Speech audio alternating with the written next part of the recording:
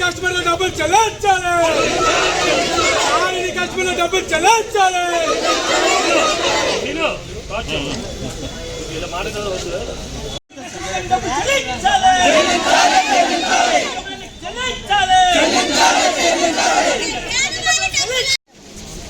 కస్టమర్లు ఏజెంట్లు సహకారంతో లక్షల కోట్ల రూపాయలు సేకరించారు. ఈ డబ్బంతా కూడా సహారా ఇండియా సంస్థలో పెట్టుబడి పెడితే వాటిని వేరు వేరు రూపాల్లో యాజమాన్యం మలుచుకొని ఈ డబ్బులు మొదట ఎక్కువ వడ్డీలు ఇస్తానని చెప్పేసి ఆశ చూపి సేకరించి ఆ డబ్బుల్ని మొదటి దశలో ఇచ్చి తరువాత ఇవ్వకుండా చేసింది. 2012 తరువాత ఈ డబ్బుల్ని చెల్లించడం ఆపేసింది. ఆపేసినప్పుడు వీళ్ళంతా ప్రభుత్వం దృష్టిలోకి తీసుకెళ్లారు ఏజెంట్లు, కస్టమర్లు.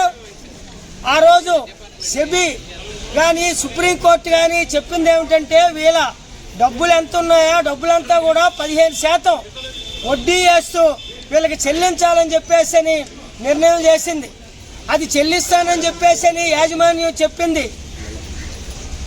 దాన్ని సంస్థని పేరు మార్చేసి క్యూషాప్ కింద మార్చేసి అందరికీ డబ్బులు చెల్లించామని చెప్పేసి సుప్రీంకోర్టుకి తప్పుడు ఆధారాలు చూపించింది. ఆధారాలు చూపించిన సెబీ కానీ సుప్రీంకోర్టు కానీ ఆ యాజమాన్యాన్ని అరెస్ట్ చేసింది.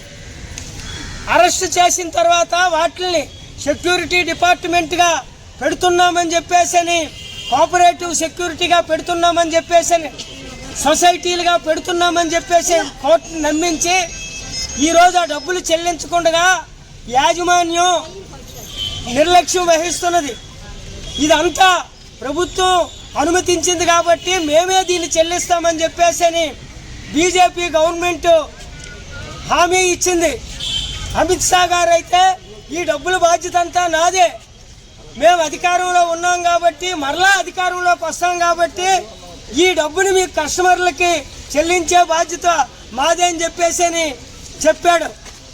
ఇప్పటిసరికి యాజమాన్యం వాళ్ళు చెల్లించామంటున్నారు, మీరందరూ అప్లై చేసుకోండి అని చెప్పేసి ఒక యాప్ను పెట్టారు.